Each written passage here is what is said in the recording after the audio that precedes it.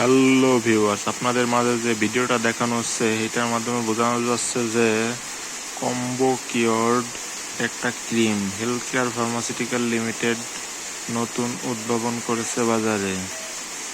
যাদের একজিমা জনিত, চুলকানি জনিত এবং যা বুঝলে বোঝা যায় যে দাঁত জনিত সমস্যা আছে তাদের জন্যে ভিডিওটা মনোযোগ সহকারে দেখতে পারেন। ক্রিমটা আপনাদের দেখাচ্ছি, 150 টাকা দাম।